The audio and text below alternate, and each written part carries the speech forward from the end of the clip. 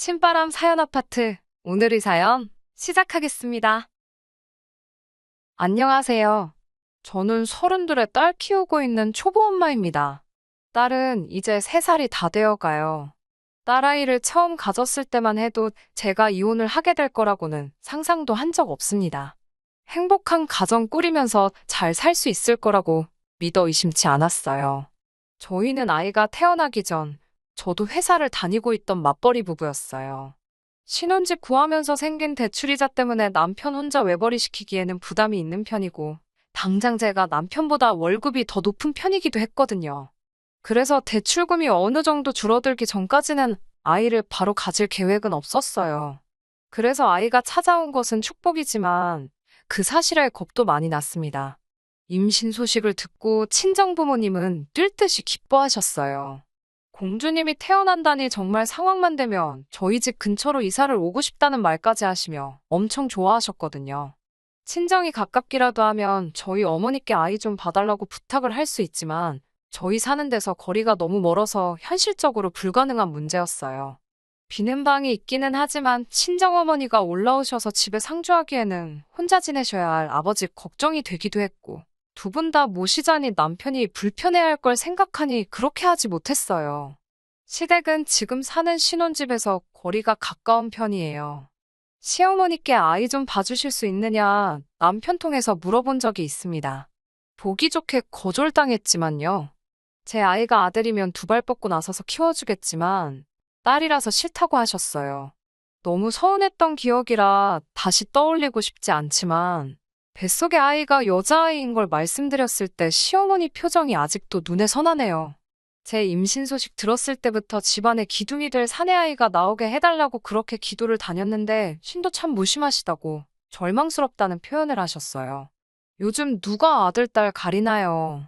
저희 할머니 세대 때야 그럴 수 있다 치지만 저희 친정어머니만 해도 어릴 적에 남자 형제들 다 대학교 다닐 때 못 간 게 한이 된다고 차별을 몸으로 느끼셨다고. 제가 외동딸로 자라긴 했지만 아들 자식 갖고 싶은 생각 한 적 한 번도 없으셨다고. 만약에 있다고 하더라도 본인이 겪었던 게 있으니 저한테는 그런 기분 들게 키우고 싶은 생각 전혀 없었다고 하셨거든요. 기뻐하실 생각에 굳이 시댁까지 찾아가서 여자아이인 걸 말씀드렸는데 저 눈앞에 두고 절망스럽다는 소리나 들으려고 찾아갔나 하는 생각이 들어 표정 관리도 하기 힘들었어요. 그러니 대번에 뭐가 그리 불만이라서 얼굴이 그러고 있느냐고 한 소리 하시더라고요. 시이모님 이야기를 꺼내시면서 걔네 첫째가 딸인데 곁에서 지켜보니 예민하고 남동생들 기를 팍팍 죽이면서 지 잘난 맛에 살더라고. 나중에 너네도 사내아이 태어날 텐데 지 누나 등살에 아들 손주 어깨도 못 펴고 기죽어서 지내는 생각만 하면 아주 가슴이 찢어지는 것 같다는 말을 하시더라고요. 말씀드렸다시피 남편 벌이로 대출도 감당하기 힘들어 저희는 둘째 계획은 하지도 않고 있었거든요. 그런데 아직 첫 아이도 태어나지 않았는데 계획에도 없는 아들 손주 운운하시며 소아붙이시니 참 그 말이 아직도 상처로 남아있어요. 집에 오는 길에도 시어머니 말이 너무 가슴에 남아 남편하고도 괜히 싸우기까지 했어요. 남편이 원래도 저렇게 아들 타령하시는 분이라고 친척들 모여있으면 우리 집은 아들이 둘이라 뭐 이런 식으로 말씀하시면서 아들 가진 걸 자랑으로 여기시는 분이니 그냥 원래 그러신 분이라고 생각하라고 하더라고요. 아이 태어나기 전에 조금이라도 더 벌어야겠다는 생각에 만삭의 몸으로도 회사를 출근하게 되었습니다. 허리띠 졸라매면서 저축을 했지만 아이 어린이집 보낼 나이까지 계산해봐도 빠듯한 건 어쩔 수가 없었어요. 말씀드렸다시피 재벌이가 남편보다 조금 더 나은 편이었기 때문에 아이가 태어나고 저는 바로 복직을 하고 남편이 전업주부를 하는 방법도 생각해봤습니다. 어렵게 제 생각을 남편한테 이야기했더니 남편이 말도 안 되는 소리 하지 말라고 딱 잘라 말하더군요. 시어머니 이유를 들며 여자가 돈 벌고 남자가 애 키우면 어떻게 나오실지 뻔히 알지 않느냐고. 뒷목 잡고 쓰러지거나 당장 이혼하라고 말하실 거라고 저한테 말하기는 했지만 남편도 애 키우고 살림하는 거 하기 싫어하는 게 눈에 뻔히 보였어요. 시어머니가 사내아이 아니라고 그렇게 저에게 상처를 주실 때는 자기 어머니가 고지식한 부분이 있어서 그런다고 그렇게 떠들더니 정작 본인도 그런 식으로 고지식한 부분이 있더라고요. 지금이야 제가 돈을 더 잘 벌지만 나중에 가서 승진하고 회사에서 중책을 맡는 건 다 남자가 아니겠냐고. 당장 돈 얼마 때문에 자기 경력 끊는 게 말이나 되냐면서 조금 더 길게 보고 생각하자고 하더라고요. 참나, 저도 경력 끊기는 건 마찬가지 아닌가요? 그렇다고 남편 말대로 남편이 승승장구해서 회사에서 중책을 맡는다고 해도 매출도 쥐똥만한 회사인데 거기서 더 승진해봐야 아무리 길게 봐도 답이 안 나오는 건 마찬가지인데 말이에요. 더 말 꺼내봤자 통하지도 않을 것 같고 저도 아이 3살 되자마자 어린이집 보낼 계획이기는 했지만 그래도 엄마 손에 자라는 게 아이에게 더 나을 것 같아서 그 부분에 대해서는 더 이상 다투지 않고 예정된 대로 제가 회사를 그만두기로 했습니다. 남편도 자기가 꺼낸 말이 있으니 최소한의 책임감이라도 느꼈는지 당장 술, 담배도 끊고 자기 용돈까지 줄여가면서 최대한 절약할 수 있는 쪽으로 노력을 해주더라고요. 맞벌이 하면서 양가 부모님들께 매달 용돈조로 드리던 것도 더 이상 안 드리기로 했고요. 가깝게 살았지만 최대한 멀게 지냈습니다. 명절 같은 큰 행사 아니면 최대한 왕래가 없었어요. 그나마도 몇 번 만나면 그래도 손주인데 이뻐하시는 모습 한번 보여주신 적 없고 오히려 우리 딸아이 천덕꾸러기 대우받으면서 있었습니다. 정말 저에게는 아이 데리고 시어머니 만나는 게 세상에서 제일 큰 스트레스였어요. 남편에게 저는 그냥 집에서 아이 볼 테니 혼자 다녀오라고 말도 해봤지만 그래도 어떻게 혼자 가냐며 굳이 저를 데려가더라고요. 우리 애 돌잔치 때도 딸은 돌잔치 해줄 필요가 뭐가 있느냐며 제 속을 긁어놓으셨어요. 막상 돌잔치 당일날에는 저희 부모님도 같이 계셔서 그랬나 그때는 좀 이뻐하는 척은 해주시더라고요. 아무튼 최대한 피해가며 그렇게 딸아이 돌 지날 때까지 별다른 일 없이 잘 지내왔는데 작년 초에 남편의 남동생 그러니까 도련님이 결혼을 하게 되면서 모든 일이 시작되었습니다. 동서될 사람은 그냥 평범하고 흔한 인상이었어요. 벌이 적당한 중소기업 다니고 있고 조용조용하고 참하게 생긴 사람이었어요. 신혼집도 마침 저희 집 근처에 있는 빌라로 구해서 자주는 아니지만 근근히 만나면서 지냈습니다.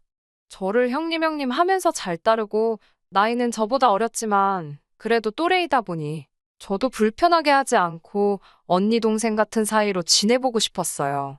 그런데 겉보기와는 다르게 은근 사람 속을 뒤집어 놓는 여우 같은 사람이더라고요.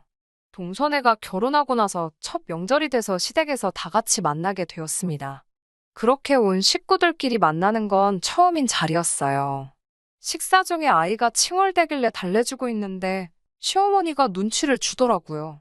그냥 듣는 둥 마는 둥 한 귀로 흘리고 있었는데 시어머니가 동서에게 너는 쟤처럼 딸 낳지 말고 아들을 낳으라는 말을 하시더라고요.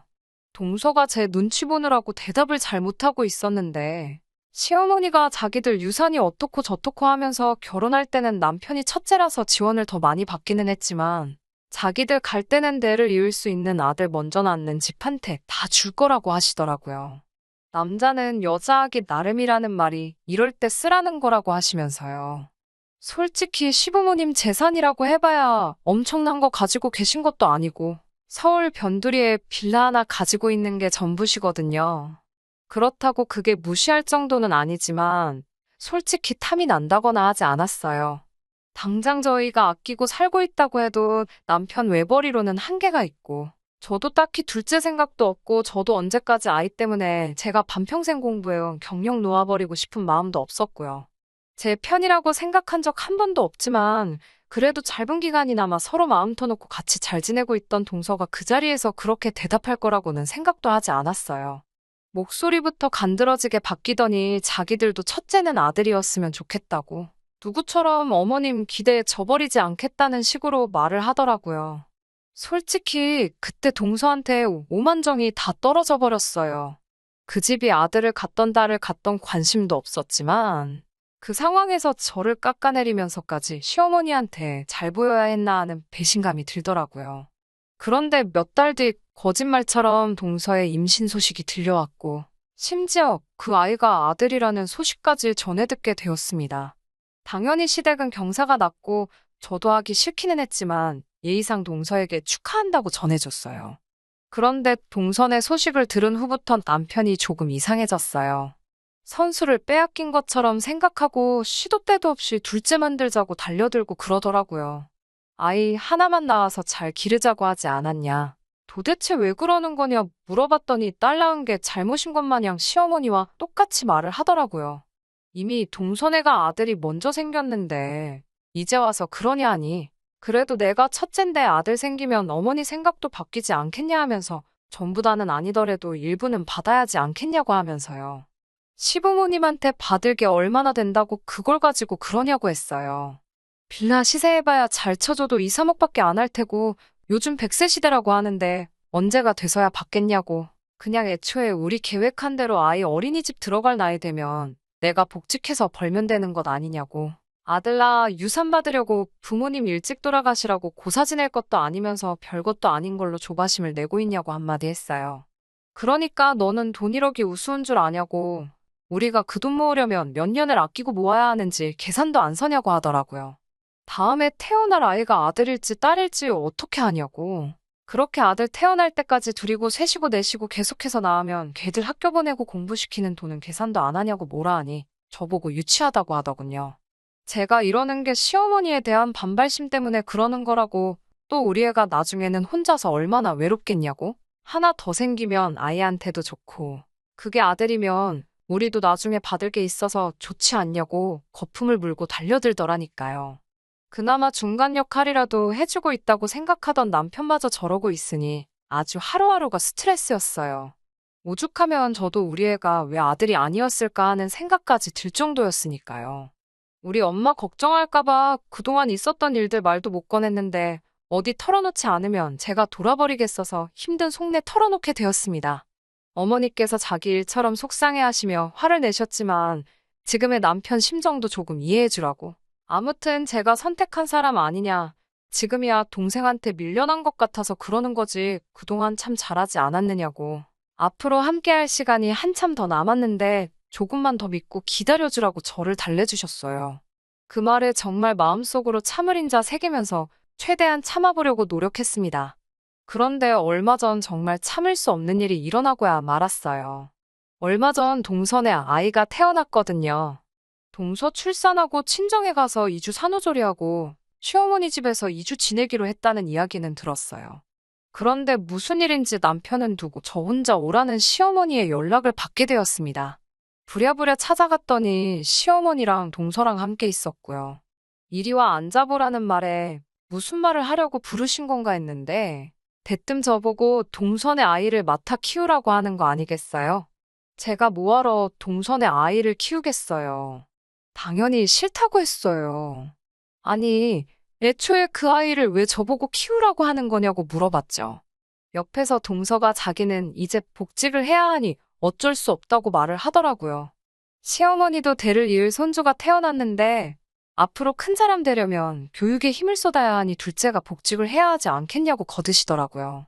아들, 손주 그렇게 바라시던 시어머니가 맡아주시면 되는 걸 왜 굳이 저한테 물어보느냐 했어요. 저도 이제 곧 아이가 어린이집 들어갈 수 있는 나이가 되니 저도 복직을 계획 중에 있다고 말했어요. 시어머니가 제 말을 자르면서 그냥 복직 안 하면 되는 거 아니냐고, 어차피 지금 제가 애 키우고 있는데 하나 더 돌보는 게 뭐가 문제가 되느냐고 하시면서요.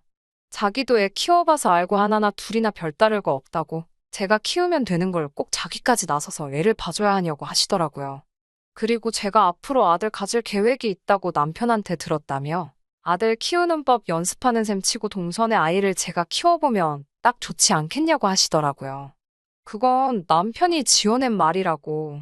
저는 아직도 둘째 계획 없고 말한 대로 저는 아이 어린이집 보낼 나이 되면 바로 복직할 생각밖에 없다고 말했습니다. 제가 계속해서 싫다고 하니 동서도 옆에서 거들면서 하는 말이 자기가 꽁으로 아이 봐달라고 부탁드리는 거 아니라고. 나중에 자기들이 시부모님 재산을 물려받게 되면 몇 프로 떼준다고 어이없는 소리를 하고 있더라고요. 어떤 식으로 부탁을 하건 간에 저는 죽어도 아이 봐줄 생각 없다고. 그리고 돈이 아쉬워서 그러는 거 아니고 남편한테 말했던 것처럼 그 돈 언제 받을 줄 알고 그 거리에 앞으로 남은 내 인생, 내 경력 포기하면서 동선에 애 봐줄 생각은 하나도 없다고 했습니다. 그리고 유산이야 나중에 분할 청구해서 받아낼 수 있는 돈인데 마음만 먹으면 받아낼 수 있는 돈 가지고 생색내면서 선심 쓰듯 주는 척 하지 말라고 했어요. 그리고 앞으로 이런 일로 사람 오라가라 할 거면 부르지 말라고 소리치고 나와버렸습니다. 시어머니가 저 꼬라지 좀 보라면서 아주 저보고 집안을 말아먹을 여자라며 욕짓거리를 하시더라고요. 대를 끊으려던 것도 모자라 형제들끼리 분쟁을 만들 셈이라면서요. 그냥 듣지도 않고 뒤도 안 돌아보고 나와버렸습니다. 여기서 끝났다면 정말이지 그냥 원래 저런 사람들이 또 저런다고 생각하고 넘어갈 법도 했는데 정말 우리 시어머니가 도를 넘어서는 사람이라는 걸 간과하고 있었네요. 저녁에 퇴근한 남편이 얼굴이 사색이 돼서 다녀왔다는 인사도 생략하고 대뜸 너는 뭔 짓을 하고 다니는 거냐고 호통을 치더라고요. 왜 저러는지는 몰랐지만 대충 봐도 시어머니한테 그날 있던 일에 대해서 무슨 이야기를 듣고 왔다는 건 안 봐도 딱 알겠더라고요. 제가 미쳤냐고, 너는 네 배우자가 그 꼴을 당하고 왔는데도 아무렇지 않냐고, 화를 내야 할 상대가 누군지 단단히 착각한 거 아니냐고 말했어요. 남편은 제가 뭘 잘했다고 언성을 높이냐면서 엄마 말이 틀린 게 뭐가 있냐고, 그리고 둘째네가 돈도 준다고 했다면서 거기서 왜 복직을 하겠다고 고집을 부렸냐 하더라고요.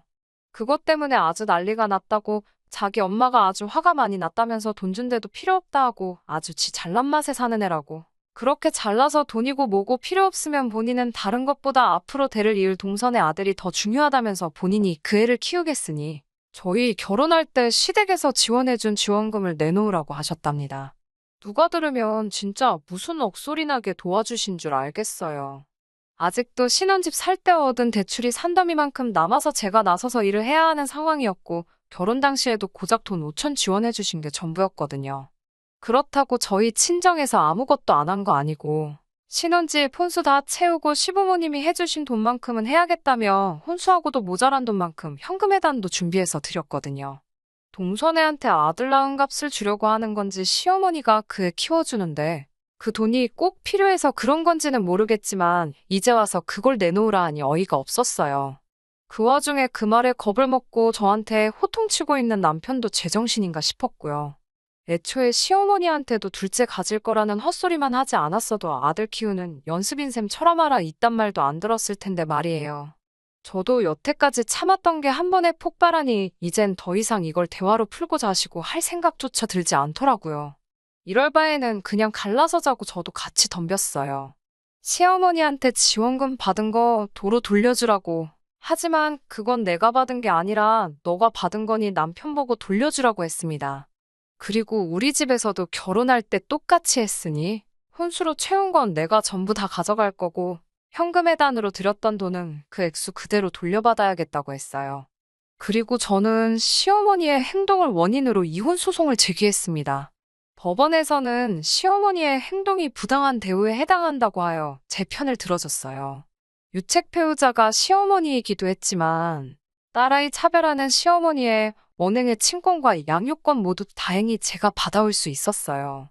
거기에 더불어 아이가 성인이 되기 전까지 남편은 양육비를 지급해야 한다는 판결까지 받았습니다.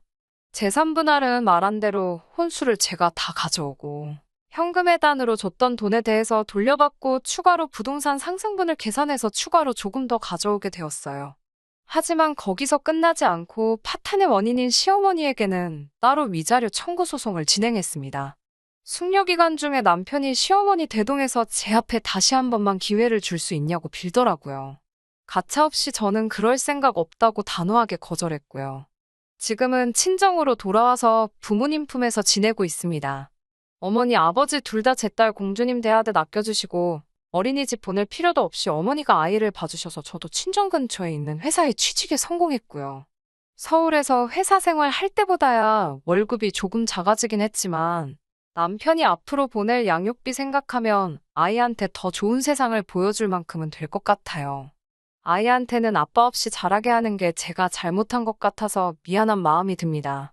그래도 절대 아빠의 빈자리 느껴지지 않도록 최선을 다해서 키워낼 생각이에요.